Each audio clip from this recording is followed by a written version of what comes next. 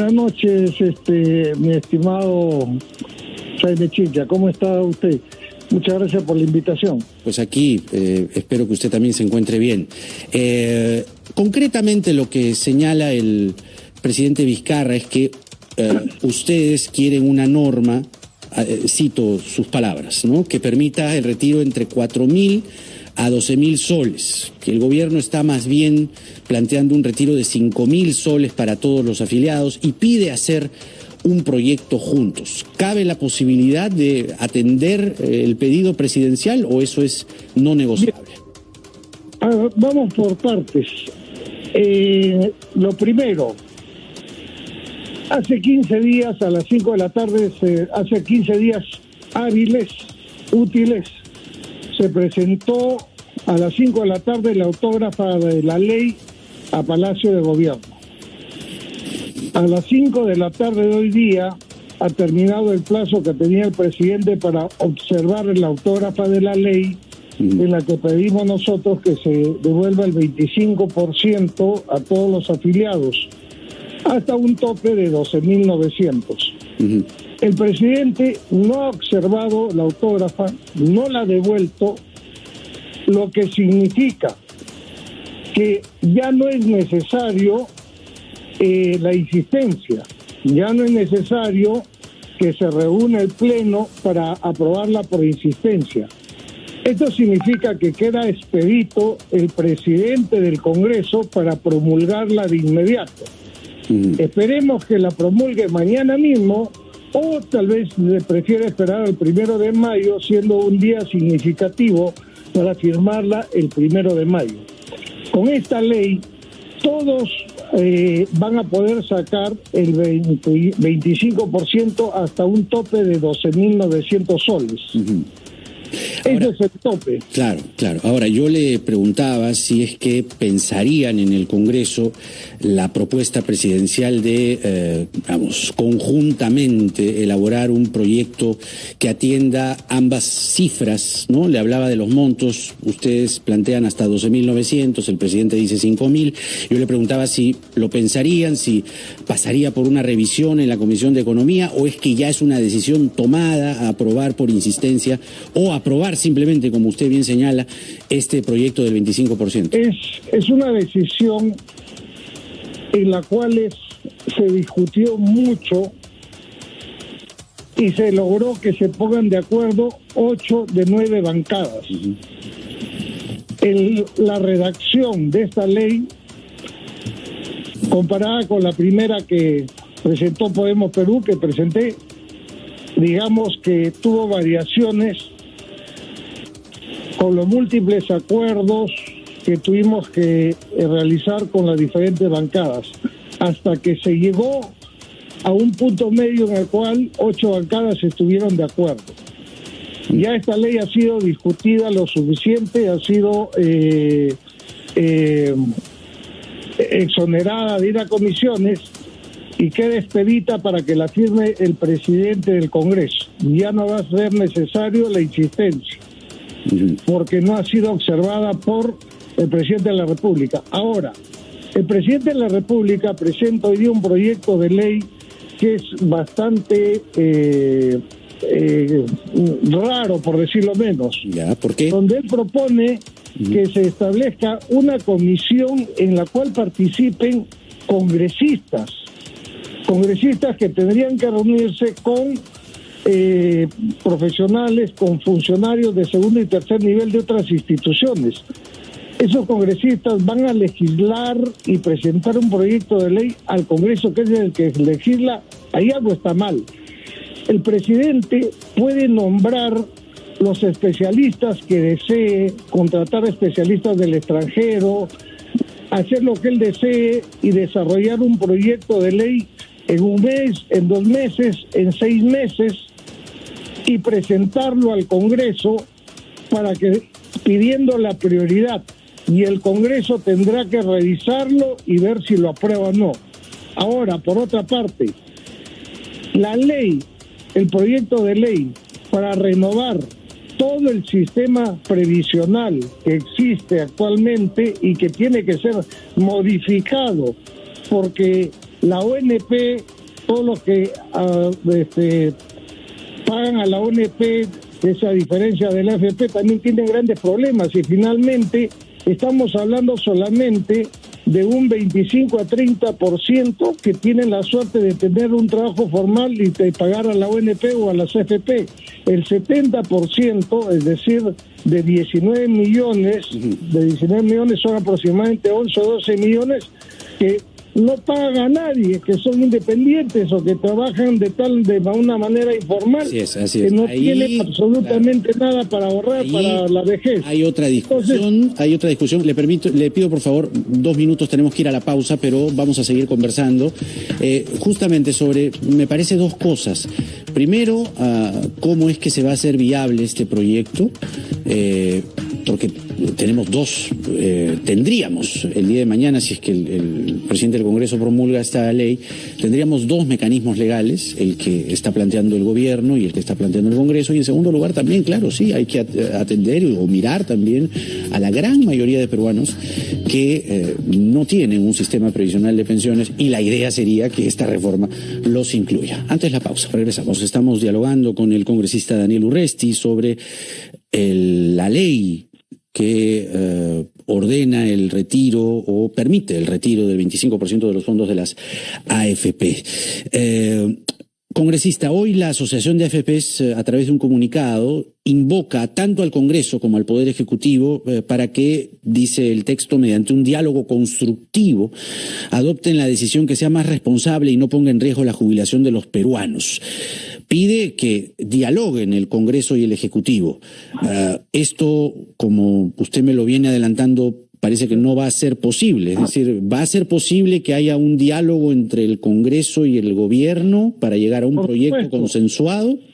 Por supuesto. Mira, sobre el comunicado de la opinión pública de las AFP, quiero hacer una reflexión en el punto 3 que dice: dada la coyuntura de crisis, comprendemos la necesidad de aprobar un nuevo decreto de urgencia para que los afiliados que requieran la liquidez puedan retirar de manera excepcional parte de sus fondos para cubrir gastos esenciales en mayo, junio y julio. Sin embargo, ¿no? Bueno, entonces espero que igual, dada la coyuntura de la crisis, comprendan también la necesidad que tenemos en el Congreso de aprobar la ley para que puedan retirar al 25% con un techo de 12.900 soles. Así que, como están tan comprensivos y comprenden tanto al Ejecutivo, espero que también comprendan al Legislativo. Y aquí déjame decirte que yo me solidarizo totalmente con el presidente Vizcarra. El presidente es una víctima más de las AFPs. El gobierno, en este momento, está siendo chantajeado por las AFPs. Chantajeado en el sentido de que ya es vox populi que ellos piensan traer dinero del extranjero, rematar en el extranjero y venir acá y comprar bonos y hacerse préstamos a los dueños de las AFPs, pero comprar bonos del Estado, y eso sí le causa un gran problema al gobierno. Esto de las AFP, la devolución del 25% no hubiese sido posible si no hubiese sido por la pandemia. Estoy seguro que si no hubiese ocurrido la pandemia o se hubiese demorado un mes más en llegar aquí al país, ellos hubiesen tenido el tiempo suficiente para hacer lo que siempre hacen, los lobbies en el Congreso, encontrar a los congresistas que les guste el aceite y llenarlos de aceite, ¿no? Para que de tal manera, de acuerdo, no apoyen este tipo de cosas. A ver, vamos a mirar un poco lo que dicen los expertos y los economistas. He juntado un par de opiniones que me gustaría cruzar con usted, porque creo que el público necesita también tener un equilibrio en cuanto a lo que dicen economistas y exministros, ¿ya? Que han hablado sobre el retiro del 25% de los fondos. Esto fue a comienzos de abril. A ver, el primer punto. perjudicaría, dicen estos economistas y exministros, algo como usted está diciendo. No, es un grupo de economistas y exministros. Perjudicaría los planes del gobierno para reactivar la economía luego de la crisis del coronavirus que estamos viendo en estos días. El retiro de fondos que autorizaría el Congreso implicaría liquidar activos por más de 30.000 millones de soles, que es un 4% del PBI según estos cálculos, en un plazo extremadamente corto, lo cual generaría un severo impacto negativo en el valor de dichas inversiones. ¿Esto lo han discutido con expertos? Entiendo que es algo que también les explicó en su momento el señor Julio Velarde. Lo hemos discutido con expertos, aquellos que no me quieren dar los nombres, pero sé quiénes son. ¿Cómo se llama ese tipo de lobbies al que me refiero, de las CFPs? No creas que esas opiniones son gratis. O sea, estas opiniones para usted no son ciertas. No son gratis, por lo menos. No son gratis. Pero no, lo que quisiera saber es si son ciertas. ¿Ya? ¿Es cierto esto que, o sea, usted toma como cierto lo que dice este grupo de expertos? No es cierto. No es cierto. Cuando se luchó hace unos años para que se devuelva el 100% a los que cumplían 55 años, etcétera, también dijeron que era el fin del mundo, que se acababa todo, que todo el sistema se venía abajo. Se aprobó, ¿qué pasó? Nada, ellos han seguido ganando igual. Los únicos que han perdido son los afiliados. Las AFPs este año, en plena pandemia, se han repartido cientos de millones de dólares de ganancias, cientos de millones. Ellos, en este momento, al gobierno lo tienen prácticamente chantajeado mediante métodos gasteriles. Los tienen chantajeados porque le dicen, ustedes aprueban lo del 25% y vamos a vender los bonos del gobierno. Sí, es lo otro que señalan. A ver, lo otro que señalan es una caída del precio de los bonos del gobierno, sí. Por ejemplo, dicen que encarecería el costo de financiar el plan económico del gobierno, que es el plan que están llevando adelante para enfrentar el coronavirus, dice aquí. El gran cuco. Mientras que un desplome del precio de las acciones forjaría una pérdida de valor el gran cuco, de las empresas y de los afiliados. Solamente falta que pasen el comercial ese con el cuadro del grito, ¿no? ¿Te acuerdas de ese comercial de Latra? Para evitar que gane Vargas Llosa, es lo único que falta. Que anuncien el fin del mundo, ¿no? Según el calendario azteca, qué sé yo, de repente el fin del mundo se va a dar cuando se apruebe este proyecto de ley. Yo tengo una pregunta. Si pasaran estas cosas en su momento, ¿no? A veces uno en decisiones así de trascendentales y de, digamos, tan responsables y con tanta envergadura, uno tiene que asumir las consecuencias. Si llegasen a pasar algunas de estas cosas que se están diciendo ahora, ¿usted en el futuro va a asumir las consecuencias? Los congresistas que aprueben el proyecto del 25%, lo aprueben o lo ratifiquen, ¿van a asumir las consecuencias si es que algunas de estas cosas o todas estas cosas pasan? Quiero decirte lo siguiente. Esto es un juego de ajedrez. Las AFPs, cuando han visto que ya era irremediable que se apruebe lo del 25% y que no lo está aprobando el gobierno, porque el gobierno está chantajeado por las AFPs, entonces les está enviando el mensaje. Yo no lo he aprobado, es el Poder Legislativo. Nosotros ya tenemos preparados una nueva ley para reforzar en qué se debe gastar, en qué se debe invertir lo que recuperen las AFPs en caso de que compren los bonos. No nos vamos a sacar de manos cruzadas. Ya. Esto es un juego de ajedrez y tenemos ya preparado un proyecto de ley en Podemos Perú que lo vamos a presentar de inmediato. Apenas se apruebe esta ley del 25%, estamos presentando otro proyecto de ley que va a evitar el colapso que tú dices, porque claro, las AFPs efectivamente podrían agarrar y traer dinero de afuera y como han amenazado al gobierno, tirarse abajo el precio de los bonos, comprarlos bajos y cogerlo del cuello al gobierno. Pues no vamos a permitirlo. Ahora, sí, efectivamente, todas estas cosas se quedan grabadas y vamos a aceptar lo que tenga que venir.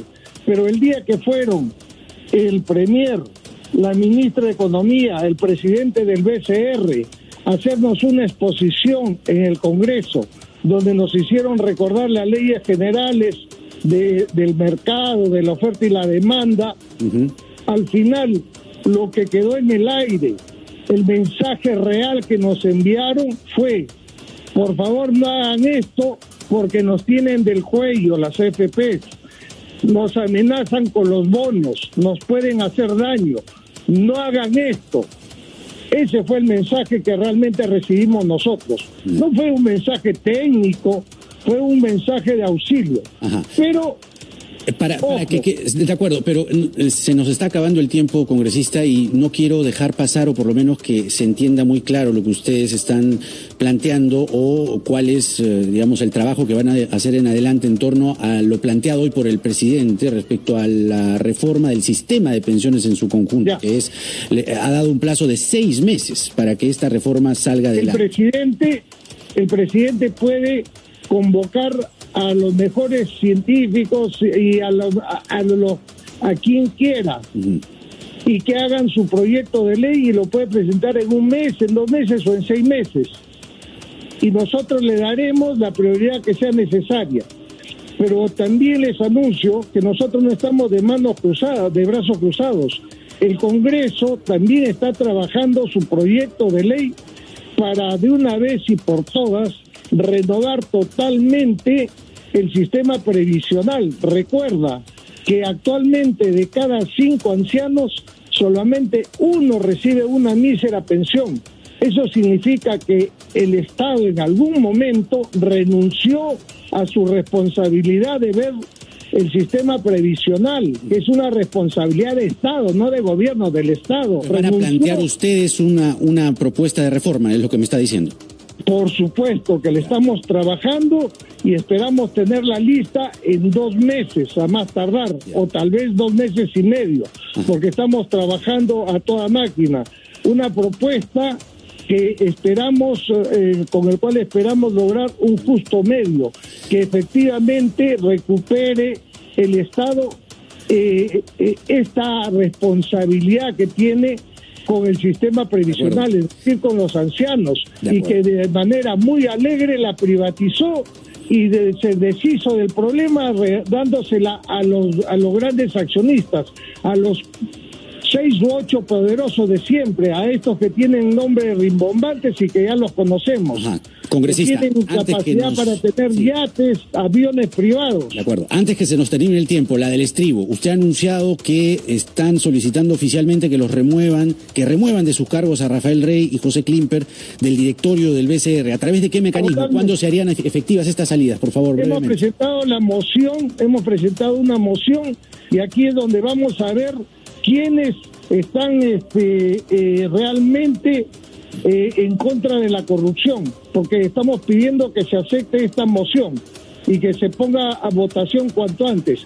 Primero, porque estoy convencido que el señor Rey será muy buen ingeniero, pero de economía no sé qué podrá saber a ese nivel, al nivel que se necesita en el Banco Central de Reserva, porque de economía todos sabemos un poquito, pero para estar en el Banco Central de Reserva. Y por otro lado, el señor Pepe Klimper, el dueño de lo que de todo lo, el famoso dueño de la ley Klimper, él entregó más de $200,000, no sé si fue en RPP o en el, ¿cómo se llama?, en ATV, o no sé en qué canal o en qué radio. Sí, ya eso se aclaró, ¿no? Ya se habló de eso, sí, se habló, se entró en efectivo y se tributó. Se puede seguir hablando, porque este señor llevó, o sea, no bancarizó, sino llevó un maletín más de $200,000. Cuando llegó aquí se bancarizó, eso ya se explicó hasta la señora Urresti. Sí. No, perdón, que lo hayan bancarizado después no significa que lo bancarizó él. Él lo llevó en efectivo. Claro, obviamente. Y esta persona no puede estar, pues, según el Banco Central de Reserva. Por favor, Jaime, está bien que estés en RPP, yo respeto eso, pero tampoco puede, pues, tapar el sol con un dedo, ¿no? No, yo no estoy defendiendo al señor Klimper, por si acaso. Perfecto, ya somos 2, entonces, si nos vamos sumando. Por si acaso. Bien, congresista, le agradezco mucho por esta entrevista.